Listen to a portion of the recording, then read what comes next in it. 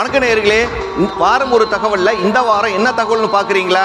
நம்ம முகத்தில் கொப்பளங்கள் வருது இல்லைங்க, ஏஜ் ஆனவங்களுக்கு வருது, எல்லாத்துக்கும் வருது. எதனால் வருது அப்படிங்கிறதாங்க பார்க்க போகிறோம். நம்ம அதிகப்படியான எண்ணெய் உணவுகளை சாப்பிட்றோங்க, அதனால் வருங்க. சர்க்கரை இருக்குது பார்த்தீங்களா, சர்க்கரை அதிகமாக இருந்தாலும் வருங்க.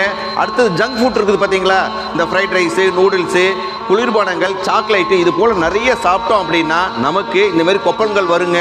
பாருங்க, இவ்வளோ இருக்கிறது பாருங்க. இதுக்கு நம்ம எதுக்கு தீர்வு என்ன அப்படின்னு தானே பார்க்குறீங்க. ஒன்றும் வேண்டியது இல்லைங்க, இந்த உணவுகளை தவிர்க்கணும். அதுக்கு அடுத்தது வந்துருச்சு அப்படின்னா நம்ம ஹாட் வாட்டர் இருக்குது பார்த்தீங்களா, ஹாட் வாட்டர் வச்சு லேசாக ஆவி பிடிச்சோம் அப்படின்னா இந்த கொப்பளங்கள் குறையுங்க. அதுதான் ரொம்ப சிறப்பு, புரியுதுங்களா? ஜங்க் ஃபுட்டை குறைக்கணும், சர்க்கரை குறைக்கணும், எண்ணெயை குறைக்கணும். இது போல் நிறைய தகவலை கொடுக்க இருக்கிறேங்க. அதனால் நம்ம சேனலை சப்ஸ்கிரைப் பண்ணுங்கள், லைக் பண்ணுங்கள், கமெண்ட் பண்ணுங்கள், மறக்காமல் ஷேர் பண்ணுங்கள். மீண்டும் இன்னொரு வீடியோவில் சந்திப்போம். நன்றி, வணக்கம்.